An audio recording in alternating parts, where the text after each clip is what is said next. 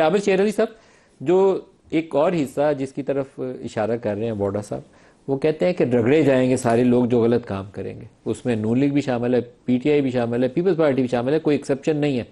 सियासतदान जो चोरी करेगा, यही बोला ना कि आपने, और जो गलत कामों में शामिल होगा वो रगड़ा जाएगा। एक और जो माजी में पाकिस्तान की तरक्की और अफवाज की बदनामी का बायस बने, उनको बदनाम करते रहे हैं, जो माजी में भी करते रहे। जाहिर सी बात है सर। नवाज शरीफ साहब ने गुजरावाला में तकरीर में, किसी की चार टांगे, जो गुजरावाला तकरीर में जनरल बाजवा और जनरल फैज का नाम लिया था, नवाज शरीफ साहब के लिए कोई और कानून है, जरदारी साहब के लिए कोई और कानून है, मेरे लिए कोई और कानून है, इमरान खान आज अगर करेंगे जरदारी साहब ने कहा था ईंट से ईंट बजा दो, आप वापस कर लेंगे। अब नहीं होगा ये, वो नए इस वाले पाकिस्तान में नहीं हो रहा। बड़ी ये आबिद साहब आप ही इसकी वजाहत फरमा सकते हैं, ये तो कोई बंदा छोड़ेंगे नहीं। मैं कह रहा हूं अगर ये तो सबकी ईंट से ईंट बजा देंगे। वाडा साहब, मुझे नहीं पता कि आप आबिद साहब की आवाज नहीं बात कर रहे हैं।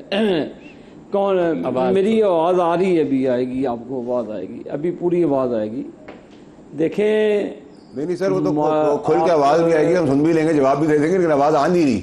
आबिद भाई, मेरे भाई, मुझे आपकी आवाज तो बड़ी प्यारी सी आ रही है, मेरी आवाज भी सुन ले तो आपकी मेहरबानी है। अब आ गई सर, आ गई सर, स्पीकर प्रॉब्लम थी सर।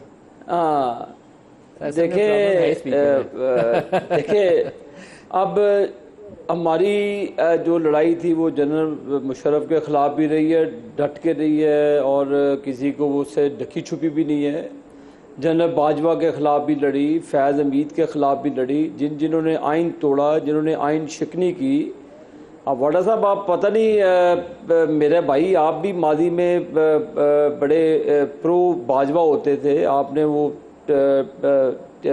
टेबल पे वो बूट भी रखा था, मुझे भी शायद मेरी याददाश्त अभी इतनी कमज़ोर नहीं है, अगर मुझे याद हो। मैं अभी भी उस पर खड़ा तो देखिए, मैं भाई आप खड़े रहे, आपको सूट करता है, आप 200 मरतबा खड़े हैं, हमने तो आपको मना नहीं किया है, आपकी अपनी सोच है। लेकिन हमें क्यों आप चाहते हैं कि हम अपनी फ़ौज के ख़िलाफ़ जाएं? क्यों नून लीग को आप क्या समझते हैं कि नून लीग फ़ौज के ख़िलाफ़ जाए?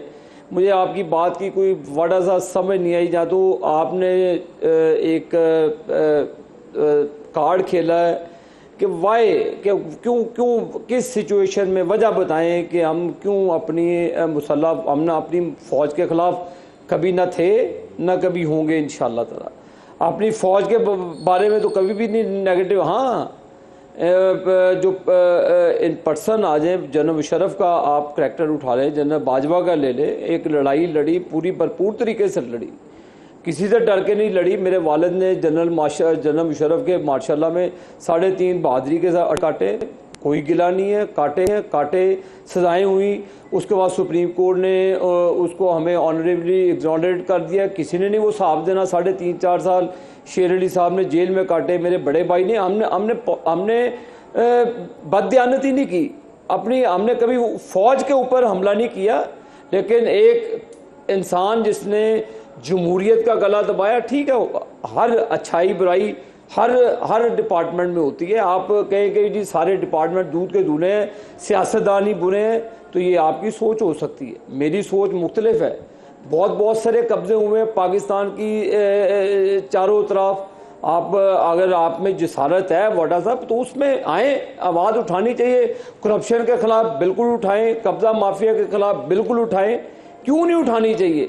लेकिन मेरे भाई, आप माज़रत के साथ पार्टियों को नथीना किया करें। आप मेरे भाई हैं, एहतराम का रिश्ता। आबिद भाई, अब मैं जवाब दे दूं सर?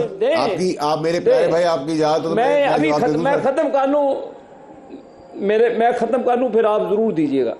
तो मेरे भाई, आप हमें हमारा कंपैरिजन ड्रॉ ना करें। हम देखें, अब रिसेंटली जंग हुई है, पूरी कौम खड़ी है अपनी फ़ौज के साथ। किसने कहा कि फ़ौज के साथ नहीं खड़ी? मुल्क की मईशत ठीक करने के लिए सब अदारे एक पेज पे हैं, सब इकट्ठे हैं, अप्रिशिएट करना चाहिए।